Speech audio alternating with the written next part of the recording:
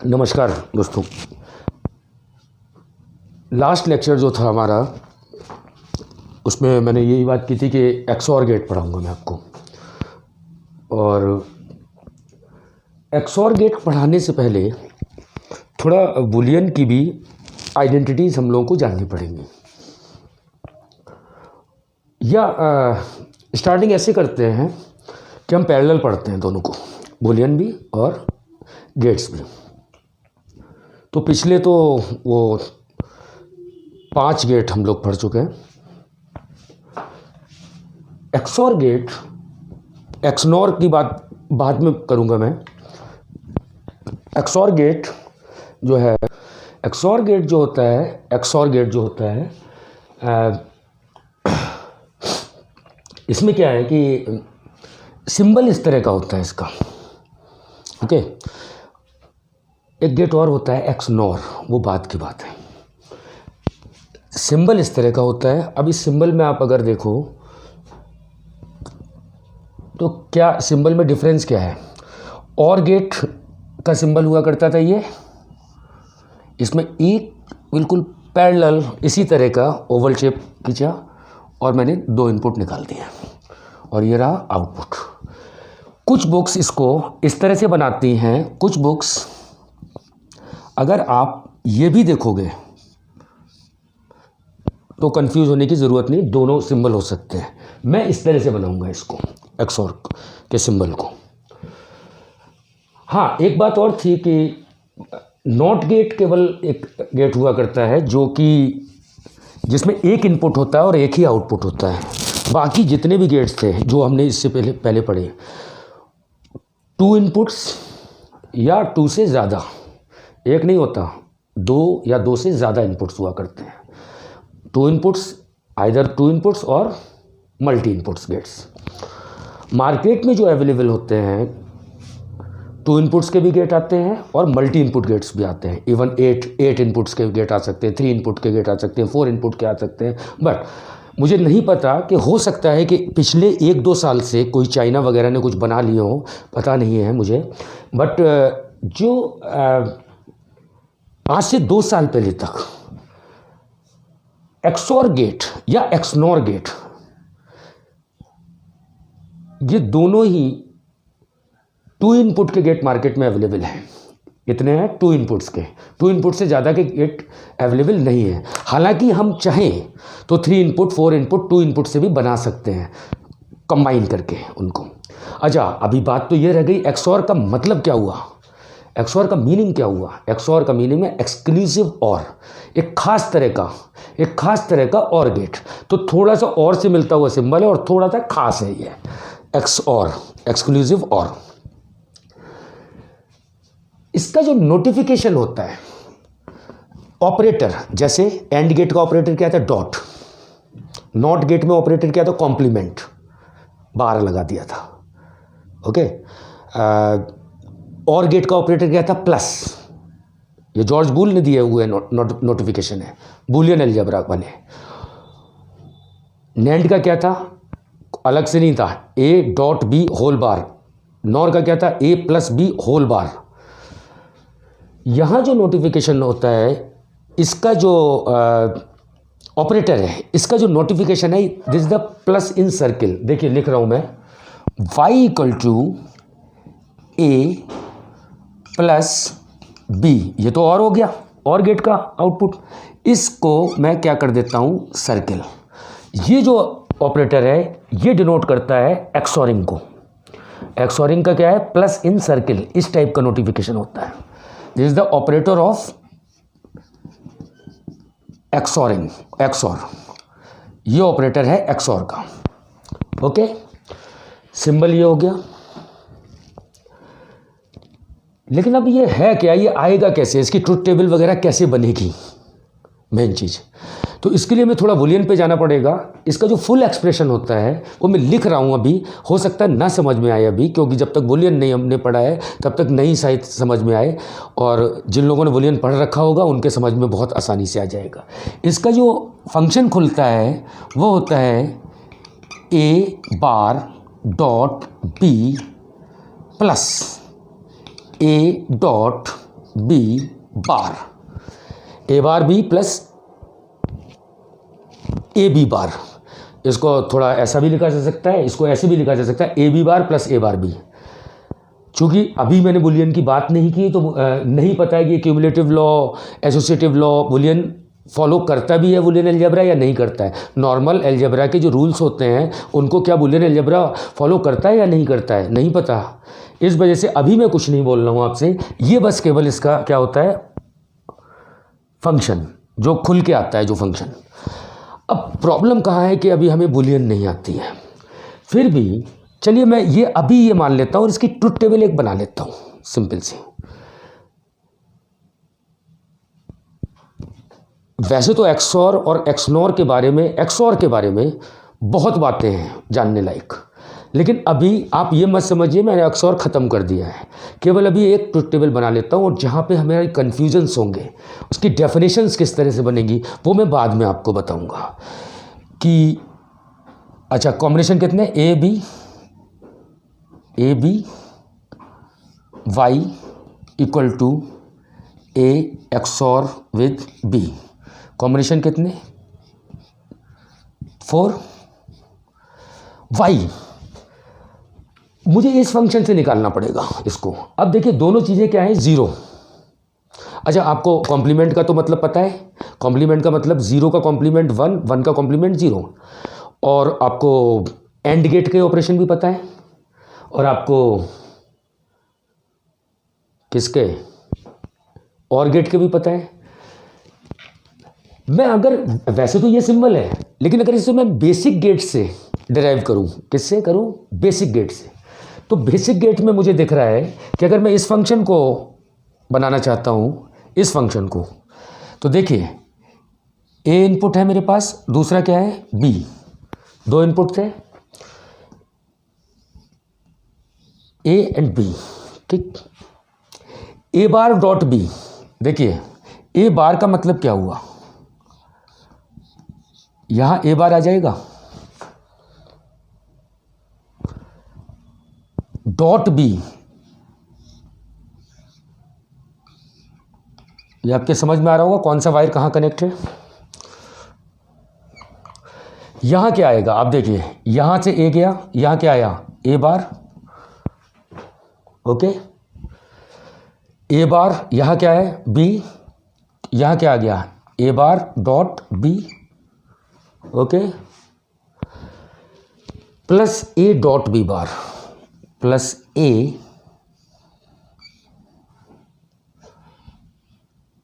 Plus A dot B bar, B का bar, B का बार का मतलब बी का कॉम्प्लीमेंट। यहाँ क्या आया आपके पास, यहाँ क्या आया बी बार, और यहाँ क्या आ गया ए डॉट बी बार। अगर आप पिछले बेसिक गेट जानते हैं तो ये सर्किट बनेगा। इन दोनों के बीच में ए डॉट बी बार ये रहा, ए बी बार ये रहा, इन दोनों के बीच में क्या हो रहा है ऑरिंग।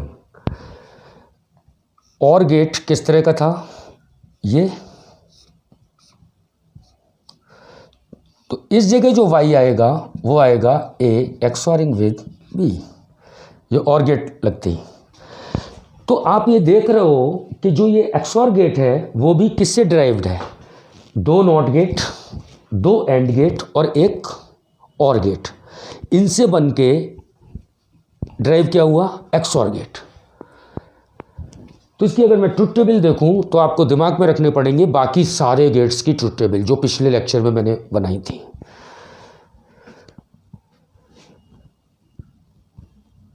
ए बार बी का मतलब हुआ ए बार का मतलब 0 का बार 1, ये टर्म, इस टर्म की बात कर रहा हूं मैं, देखते जाना आप इस टर्म की बात। ए क्या है 0, बी 0, दोनों 0 हैं, तो ए बार क्या हुआ 1, बी क्या हुआ 0, ए और बी दोनों 0 0 हैं पहले कॉम्बिनेशन के लिए। 1, ये 1 हो गया, 1 डॉट 0 कितना हुआ 0, ओके, ये टर्म क्या हो गया 0, ये टर्म क्या हो गया 0, लिखे दे रहा हूँ मैं, प्लस ये प्लस लगा ही हुआ है, ये भी दोनों क्या है पहले कॉम्बिनेशन के लिए 0 0, ये 0 डॉट 1, 0 डॉट 1 क्या होगा ये भी 0 था बी, लेकिन बी का बार क्या होगा 1, तो 0 0.1 0, और 0 + 0 कितना था 0, तो ये क्या आया 0। ऐसे ही आप ड्राइव करोगे इनको, ए की वैल्यू 0 है, बी की वैल्यू 1 है। अगले कॉम्बिनेशन के लिए क्या है, ए की वैल्यू 0 है, बी की वैल्यू 1 है, ए की वैल्यू 0 है, 0 है, ए की अगर 0 है तो ए बार की क्या होगी 1, 1 डॉट बी की वैल्यू क्या है इस कॉम्बिनेशन के लिए 1 0। फिर से देख लीजिए आप, ए की वैल्यू क्या थी इस कॉम्बिनेशन के लिए, सेकंड कॉम्बिनेशन आप देखो, ए 0 है बी 1 है, याद रखो इसको कि ए 0 है बी 1 है, ऐसे दिमाग में रख लिया। ए 0 है तो ए का कॉम्प्लीमेंट क्या हो गया 1 डॉट बी, बी क्या है इस कॉम्बिनेशन के लिए 1, सेकंड कॉम्बिनेशन के लिए बी 1 हो गया, प्लस ए की वैल्यू क्या है कॉम्बिनेशन के लिए 0 0 डॉट बी की वैल्यू 1 है, 1 का complement 0, 1 dot 1 1 1 dot 1 1 plus 0 dot 0 0, तो ये क्या आ जाएगा फाइनली 1 1 प्लस 0, और 1 प्लस 0 कितना होता है 1। ऐसे ही आप ड्राइव करोगे तो ये कॉम्बिनेशन पे आया 1, और ये मैं आपके लिए छोड़ रहा हूँ कि इस जगह पे भी बहुत जल्दी बता रहा हूँ अब, क्योंकि पहले मैं बता चुका हूँ। ए 1 रखिए, बी रखिए क्या 0, ए 1 रखिए और बी रखिए क्या 0, ए 1 रखते ही ये 0 हो जाएगा, 0 डॉट समथिंग कुछ भी होगा ये 0 हो जाएगा टर्म। ए की वैल्यू क्या है 1 1 डॉट बी की वैल्यू क्या थी 0, तो ये हो जाएगा 1 डॉट 1 1, ये 1 हो जाएगा, ये 0 हो जाएगा, तो 1 प्लस 0 या 0 प्लस 1 0 प्लस 1 1 आएगा, तो ये 1 आएगा। और अगले कॉम्बिनेशन पे अगर ए और बी दोनों की 1 1 वैल्यू होंगी तो आप देखोगे 0 आएगा आउटपुट। ए की भी वैल्यू 1 है और बी की भी वैल्यू 1 है, ए की वैल्यू 1 है तो यहाँ ए बार क्या हो जाएगा 0 0 डॉट कुछ भी होगा 0 हो जाएगा 0, इसमें बी की वैल्यू 1 थी तो बी बार क्या हो जाएगा 0 0 डॉट समथिंग 0, ये भी 0 प्लस 0 0 प्लस 0 0, ये इसकी टेबल आएगी। तो मैं अभी आपकी जानकारी के लिए बता दूं, अगर मैं इसकी डेफिनेशन बनाऊं तो आपको दिख रहा है when both inputs are same, when both inputs are same then output will be 0, when both input are same then output will be 0। लेकिन इसी डेफिनेशन की वजह से हम बहुत आगे जाके, थोड़ा सा आगे जाके हम हमेशा गलतियां करते हैं। मैं फिर बता रहा हूं, यहाँ बड़ा अपवाद है और आपको याद रखना पड़ेगा इस बात को, आपको इसको याद रखना पड़ेगा, ये अपवाद है। मैं फिर यहाँ पे आपको बता रहा हूँ कि वैन, देखिए लिखे दे रहा हूँ मैं, जिससे when both inputs are same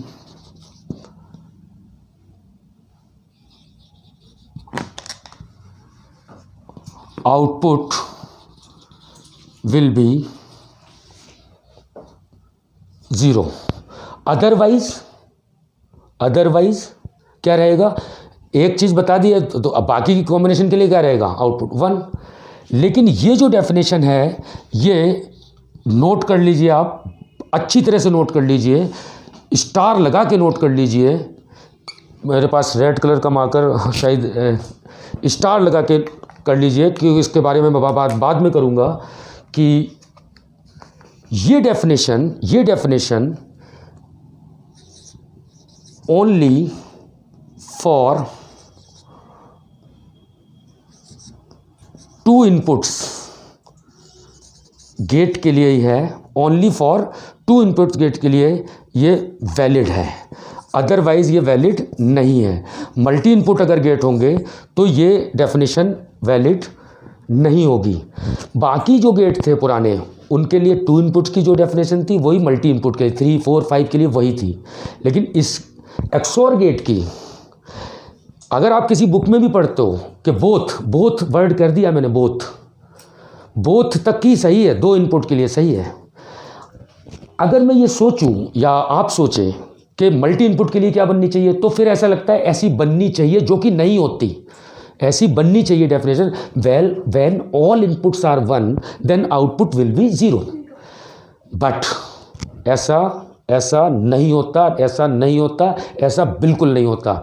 आप याद रखना इस बात को, डॉक्टर RVS भदौरिया की इस बात को याद रखना कि क्या एक्सओर गेट के लिए, किसके लिए, एक्सओर गेट के लिए केवल 2 इनपुट के लिए डेफिनेशन ये वाली सही है, लेकिन मल्टी इनपुट के लिए ये डेफिनेशन सही, मल्टी इनपुट के लिए ये डेफिनेशन सही नहीं होती है।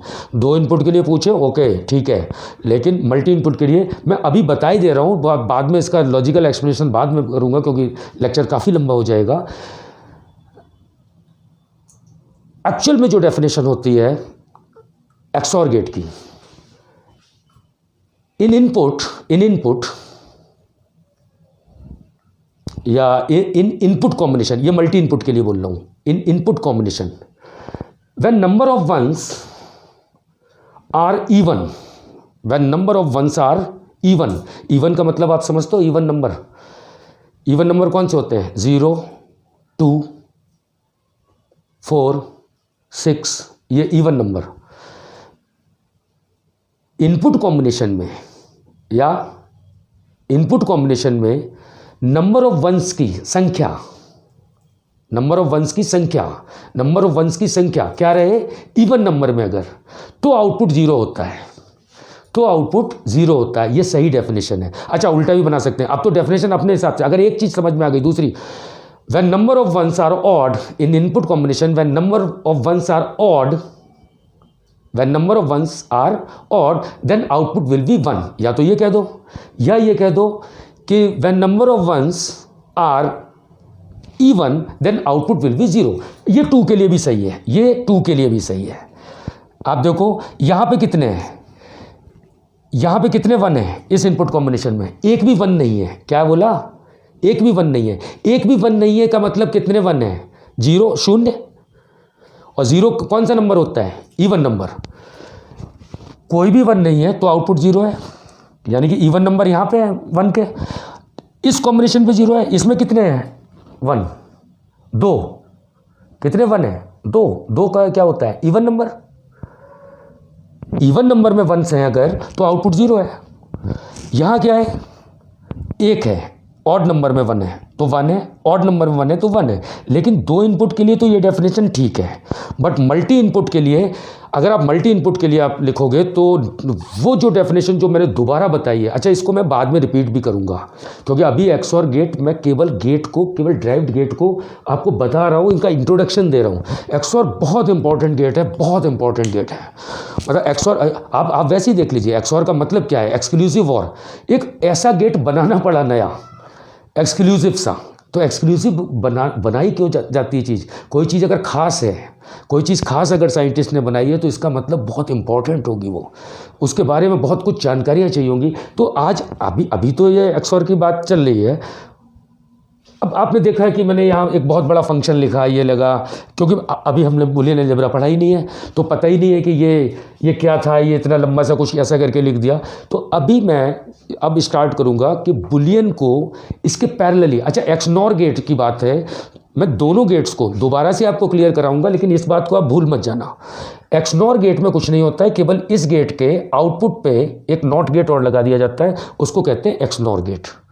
जैसे एंड के आउटपुट पे आपने नॉट गेट लगा दिया तो नैंड हो गया था, ऐसी एक्सनॉर जो गेट होता है उसका जो सिंबल होता है डॉट इन सर्किल, उसका सिंबल होता है डॉट इन सर्किल।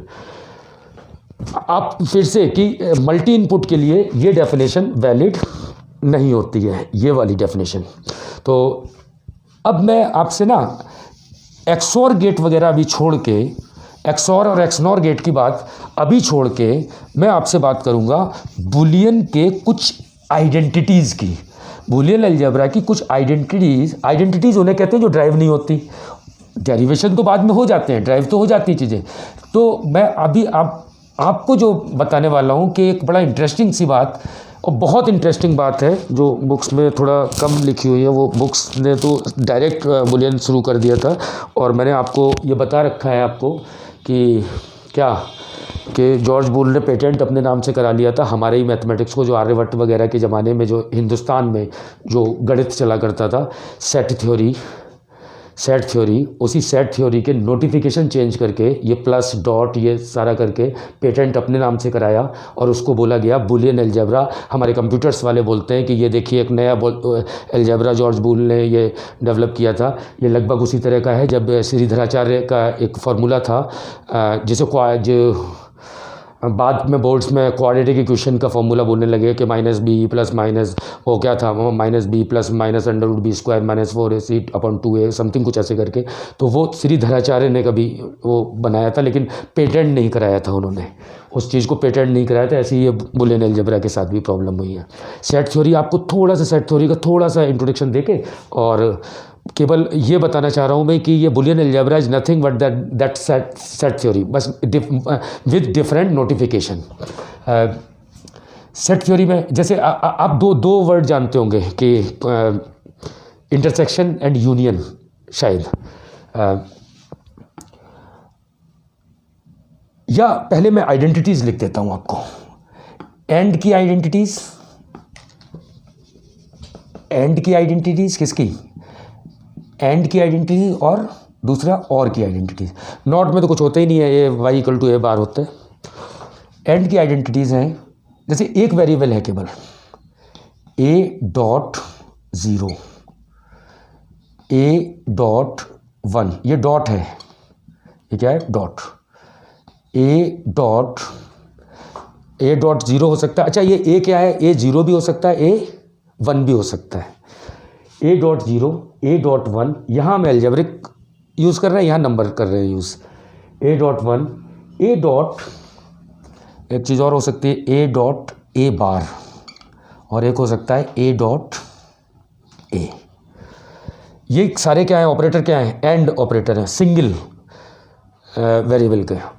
और की आइडेंटिटीज a+0 बिल्कुल सेम टाइप से लिख रहा हूँ। a+1 a+a बार a+a, यहाँ कोई लॉजिक नहीं है अभी तो लिखे हैं केवल मैंने।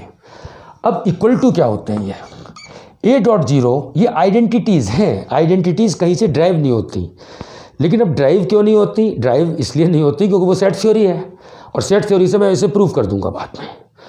इनके कोई डेरिवेशन नहीं है, कोई डेरिवेशन नहीं होता कि a.0 0 होता है, a.1 a होता है, a.a बार। देखिए a.1 यहाँ तो आपको लग रहा होगा जैसे ना नॉर्मल अलजेब्रा चल रहा हो कि a का मल्टीप्लिकेशन 0 में और a का मल्टीप्लिकेशन 1 में, बट ये नॉर्मल अलजेब्रा नहीं है। a.a बार जो हुआ करता है वो होता है 0। अब यहाँ तो आपको याद करना पड़ेगा ना, ये तो ऐसा अलजेब्रा में होता नहीं था कुछ। a.a बार 0। a.a नॉर्मल अलजेब्रा में कितना होता? नॉर्मल अलजेब्रा में होता है ये a²। नॉर्मल अलजेब्रा में अगर मैं मल्टीप्लिकेशन करता a में a का तो होता है a², लेकिन यहाँ a² नहीं है, a.a इज a। यहाँ ये दोनों आप देखो नॉर्मल अलजेब्रा से डिफरेंट हो गए ये दोनों कॉम्बिनेशंस। ऐसे ही और ऑपरेशन के a+0 a होता है। a+0 कितना होता है? a। नॉर्मल अलजेब्रा में भी a+0 a ही होता है, लेकिन नॉर्मल अलजेब्रा में a+1 ही होगा। बुलियन अलजेब्रा में, किसमें? बुलियन अलजेब्रा में a+1 1 होता है। ये देखिए ये अलग हो गया नॉर्मल अलजेब्रा से। a+a बार ऐसा तो कुछ नॉर्मल अलजेब्रा में था नहीं। बुलियन अलजेब्रा में a+a बार 1 होता है, a+a बार 1 होता है, और a+a नॉर्मल अलजेब्रा में 2a होता। कितना होता? 2a, लेकिन यहाँ पे a+a भी a ही होता है। तो यानी कि ये तीनों के तीनों कॉम्बिनेशंस, केवल ये कॉम्बिनेशन था ये वाला जो फर्स्ट वाला, ये नॉर्मल अलजेब्रा जैसा ही है, बट ये तीनों नॉर्मल अलजेब्रा जैसे नहीं है। और में ये आइडेंटिटी आपको बोली जाती है कि याद रखो, और वैसे ना आप याद ही रखना है इनको, क्योंकि ये बिल्कुल बेसिक है, इसको याद रखना ही पड़ेगा आपको। लेकिन जो आप लोगों के कन्फ्यूजन्स होते हैं वो कन्फ्यूजन ये होते हैं कि सर ये ठीक है आपने सर रोहित आपने ये तो बता दिया, नाम रोहित है मेरा, रोहित आपने ये तो बता दिया, बट ये आया कहाँ से? ये कैसे, हम कैसे मान लें इसको? तो मान ऐसे लिया जाए कि वही अपना सेट थ्योरी से, कि मैं आपको इन्हीं चीज़ों को, सेट थ्योरी की बात कर रहा हूँ, ठीक है। किसकी बात कर रहा हूँ? सेट थ्योरी से। आपको चलिए पहले एंड ऑपरेशन देखते हैं, और आप यूट्यूब पे पीछे जाके आप देख ही सकते हैं लेक्चर को, पीछे तो आप जाके देख ही लेंगे। अब देखिए एक चीज़ आप मान लीजिए, सेट थ्योरी में 1 2 3 4 करके ना लिख के वेन डायग्राम बना रहा हूँ। वेन डायग्राम भी सेट थ्योरी से रिलेटेड होते हैं। वेन डायग्राम VAN कहते थे वेन डायग्राम। एक रेक्टेंगल जिसको यूनिवर्स बोला करते थे सेट थ्योरी में, क्या बोलते थे? यूनिवर्स। लेकिन यहाँ अब बूलियन अलजेब्रा में, या जॉर्ज बूल ने इस सारे रेक्टेंगल को, इस रेक्टेंगल को अगर ये पूरा रेक्टेंगल कलर हो जाए तो इसको बोला गया वन। क्या बोला गया? One is the whole universe is one. अगर मैं यहां पे बनाई दे रहा हूं कि ये रेक्टेंगल, छोटे छोटे रेक्टेंगल बनाई दे रहा हूं, ठीक है। ये रेक्टेंगल था यही वाला, अगर ये रेक्टेंगल सारा का सारा कलर हो जाए तो इसकी वैल्यू होती है, इसे बोला जाता है 1। और अगर ये रेक्टेंगल कुछ भी कलर ना हो तो इसको बोलते हैं 0। ओके। अब इसी यूनिवर्स के अंदर या इसी 1 के अंदर अगली चीज यहां पे जल्दी जल्दी बता रहा हूं कि देखिए, एक रेक्टेंगल बनाया, इसके अंदर एक सेट है A। क्या है? A। ये क्या है? अगर केवल इतना कलर है तो ये क्या है? A। इसको बोला जाएगा क्या? A। ठीक। एक और चीज, ये A है, A से बचा हुआ वाला पार्ट, ये अगर कलर है, आपके आ रहा है, दिख रहा है आपको समझ में? A से बचा हुआ वाला पार्ट, A से बचा हुआ वाला पार्ट अगर ये कलर हो गया तो इसको बोला जाता है A बार। देखिए बार भी हो गया, समझ में आ गया। देखिए कितनी चीज़ें थी। एक ही वेरिएबल है A कैसे बनाया जाता है? ऐसे। एक सेट है A ऐसे, A बार, इसमें कितने यूज़ कितने हुए हैं? A हुआ है यूज़, A हो गया। ये A का मतलब, हाँ आप याद मत कर लेना, A ही होता है। X Y Z समथिंग कुछ भी मान सकते हैं, ये तो अज्यूम किया गया है। ABCD ये वेरिएबल मान लिए जाते हैं। तो A यहाँ, अच्छा A के बाद क्या यूज हुआ? A bar. A बार का मतलब आप समझ रहे हैं कि इस सारे रेक्टेंगल में A से बचा हुआ वाला पार्ट, रिमेनिंग पार्ट, वो क्या है? A बार। 0 क्या है? कुछ भी कलर नहीं है तो 0 वैल्यू। और 1 क्या है? कि अगर पूरा का पूरा रेक्टेंगल अगर, ओके, इतनी ये 4 चीज़ें आपको याद रखनी पड़ेंगी। अब आपकी आइडेंटिटीज़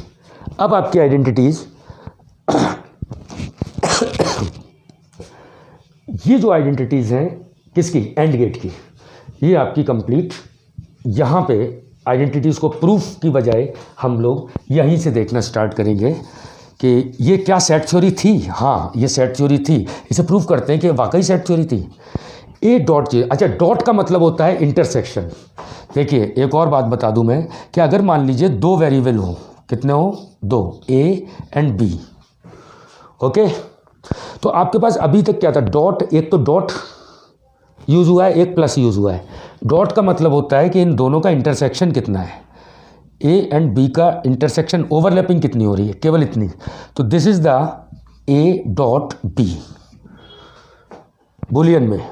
और जिसको हम सेट थ्योरी में बोलते थे A इंटरसेक्शन, इस तरह से लिखते थे, A इंटरसेक्शन विद B, ऐसे लिखा करते थे। लेकिन इसी नोटिफिकेशन को उन्होंने बोल दिया डॉट। ऐसे ही A B 2 सेट हैं, इनका यूनियन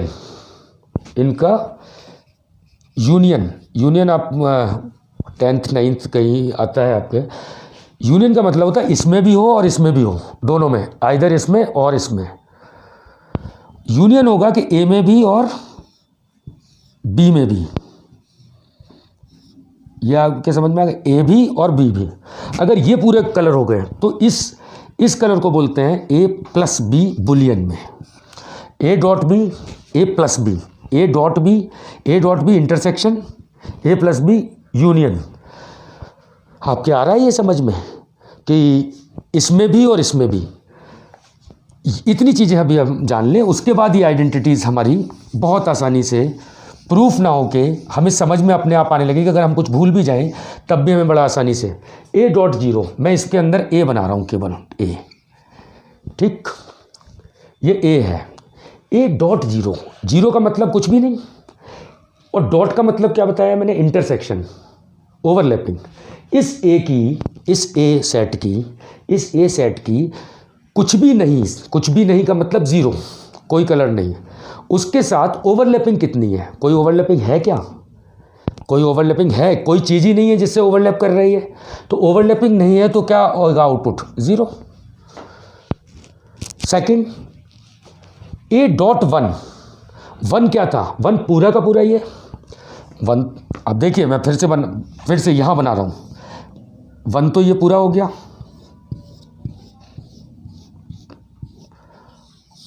और ए ये रहा, इस ए की ओवरलैपिंग इस वन के साथ ओवरलैपिंग ए ये रहा, इसकी ओवरलैपिंग वन के साथ कितनी है, कितना पार्ट है जो ओवरलैप कर रहा है, इतना ही पार्ट तो कर रहा है ओवरलैप, इसके अलावा तो ए तो इतना ही बड़ा सेट था, इसने ओवरलैप वन के साथ कितना किया, ओवरलैप का मतलब इंटरसेक्शन कितना किया, इंटरसेक्शन कितना हुआ इन दोनों के बीच में, वन हुआ या ए हुआ, वन हुआ या ए हुआ, वन के साथ ओवरलैप कितना हुआ, वन हुआ या ए, दो ही चीज़ हो सकती है, ए, जहाँ ये क्रॉस हो गए हैं, इसका मतलब, क्रॉस का मतलब ये वाली कलर था, ये इसका ये कलर था, तो ओवरलैपिंग पार्ट कितना हुआ, ए, तो ये कितना आया, ये चीज़ क्या बनी हमारी जाके जो मैंने बनाया, तो ए डॉट वन का मतलब वन के साथ टोटल रेक्टेंगल जो था उसके साथ जो ए सेट था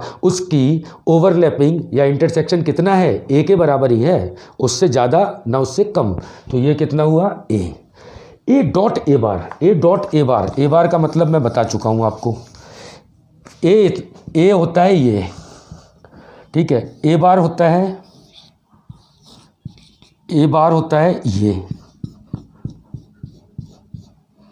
अब खुद सोचिए, अब थोड़ा सा विजुलाइज करना पड़ेगा आपको, ये ए है और ये ए बार है, बचा हुआ पार्ट, इस ए का बचे हुए पार्ट से, इसके बचे हुए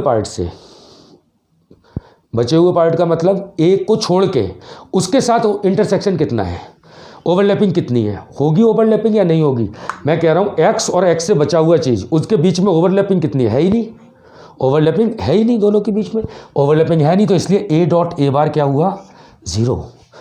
और ये वाला आपके बहुत आसानी समझ में आएगा, ए के साथ ओवरलैपिंग कितनी है, खुद ही के साथ ओवरलैपिंग, ए 2a नहीं होगी, ए, तो ये क्या आपको लगता है कि ये जो लॉ हैं वो अपनी सेट थ्योरी पे ही थे, और ये मैं आपके लिए छोड़ रहा हूँ आगे के लेक्चर के लिए कि और वाला यूनियन का, अगर आप चाहें तो बहुत जल्दी, मुझे टाइम नहीं पता कितना हुआ है, कितना मिनट्स हुए हैं, अभी 32 मिनट्स हो चुके हैं शायद, और मैं छोटा लेक्चर चाह रहा था, बट कोई बात नहीं, 2 मिनट और 4 मिनट और करके, क्योंकि फिर नेक्स्ट लेक्चर में मुझे फिर आगे यहीं से शुरू करना पड़ेगा, तो और ऑपरेशन जल्दी देख लेते हैं, क्योंकि अब तो आसानी से समझ में आ गया, a+0, अब मैं लिख नहीं रहा हूँ कि कितना होता है, आप खुद बताओगे, a+a बार, a+a, आप खुद बताओगे,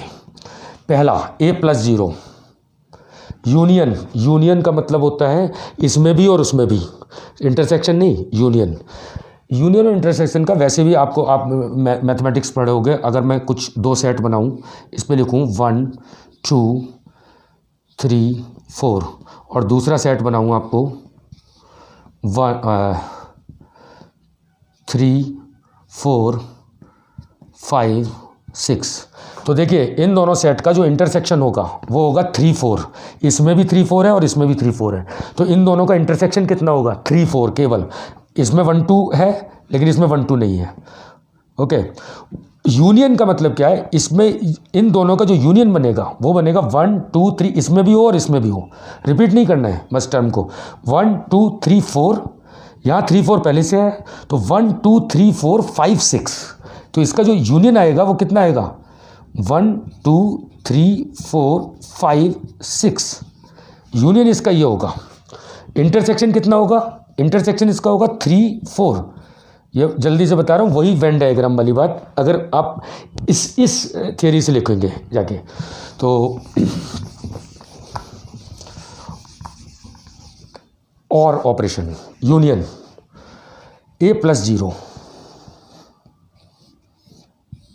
ये ए है, ए का जीरो के साथ, जीरो तो कुछ है ही नहीं ना, उसके साथ यूनियन क्या होगा ए का यूनियन कितना होगा, ए तो ये है ही और जीरो कुछ था नहीं, तो इंटरसेक्शन तो जीरो होगा उसका, लेकिन यूनियन कितना होगा, ए में भी होना चाहिए वो और जीरो में भी, जीरो में तो कुछ है ही नहीं ए में, लेकिन ए तो है, ए में क्या है, ए तो है, तो कितना होगा ए प्लस जीरो ए, ये यूनियन की बात हो रही है, इंटरसेक्शन अलग था, ये यूनियन, ये प्लस है यूनियन, इसमें भी और उसमें भी, इसमें भी अगर इसमें आइदर इसमें दो सेट हैं आपके पास, इसमें भी वो चीज़ हो या तो इसमें हो या इसमें हो, या और ए प्लस वन, अगला क्या था A plus one, A plus one का मतलब हुआ कि ए ये रहा आपके पास, ए प्लस वन, क्या बोला ए प्लस वन, ए का यूनियन वन के साथ, बहुत इंटरेस्टिंग है, वन कितना है, वन तो ये पूरा होता है ना, और ए कितना है, ये ए प्लस वन, देखिए ए का इंटरसेक्शन तो वन के साथ केवल ए है, ओवरलैपिंग तो केवल ए है, लेकिन ए में भी वो ए वाली भी चीज़ और वन वाली भी चीज़, अगर सारा ये होगा तो ये सारा कलर हो जाएगा या नहीं हो जाएगा, यूनियन अगर लोगे आप तो क्या होगा, ए प्लस वन इक्वल टू पूरा कलर हो गया, इसमें भी और इसमें भी, ए में जो चीज़ थी वो भी और साथ में जो वन में जो चीज़ थी वो भी, तो टोटल कितना हुआ, मैक्सिमम वैल्यू क्या है, वन ही है, तो ये क्या हो जाएगा one, A plus one one होता है, ए प्लस ए बार, चलिए आप अपना दिमाग लगाइए, ए प्लस ए बार, देखिए कितना आसान है, ए ये रहा, ए बार है ए से बचा हुआ पार्ट, ए से बचा हुआ पार्ट ये है,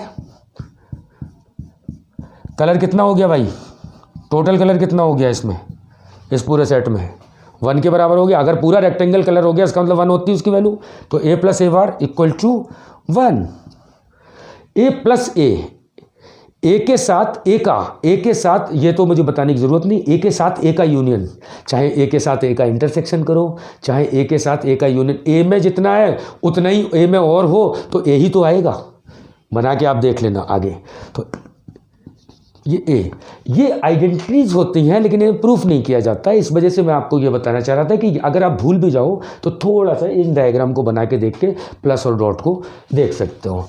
अच्छा, अब मैं जो नेक्स्ट लेक्चर में आपसे जो ज़्यादा बातें करूँगा, मैं कुछ थोड़ी सी बुलियन अलजेब्रा, थोड़ी सी आगे, और मतलब कुछ डिमॉर्गन लॉ वगैरह जो कुछ लॉ होते हैं, एसोसिएटिव लॉ, क्यूमुलेटिव लॉ, उनको प्रूफ करेंगे, ठीक है।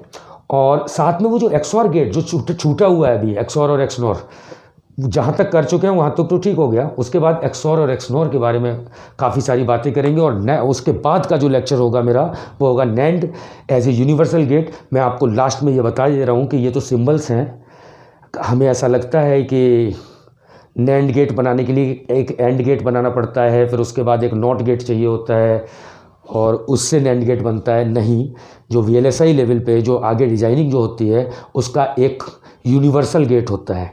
क्योंकि आपको ये बता दूं कि यूनिवर्सल गेट का मतलब होता है कि कोई भी कंपनी अलग अलग टाइप के सर्किट्स नहीं बनाती है, एक ही टाइप के, जितनी बल्क में एक ही टाइप के सर्किट्स बनेंगे, और जब एक दूसरे से ड्राइव हो जाते हैं गेट्स तो क्यों ना एक ही टाइप के सर्किट्स बनाए जाएं, बल्क में बनेंगे, सस्ते पड़ेंगे, और उन सर्किट से ही सारे गेट्स बना लिए जाते हैं। तो वो मैं बाद में टॉपिक कराऊंगा आपको, और कोई भी प्रॉब्लम हो बेखटक, मेरा आपको पता ही है ROHIT, वो आपको थंबनेल में दिख जाएगा, मेल, और ये इस मेल पे आप कर सकते हैं, आप मुझे पिंग कर सकते हैं, और आप अगर चाहें तो YouTube पे भी आपके हर कमेंट का मुझे इंतज़ार रहेगा। और अब मैंने शायद लंबा हो रहा है लेक्चर, तो अब आपसे विदा लेता हूँ, नमस्कार।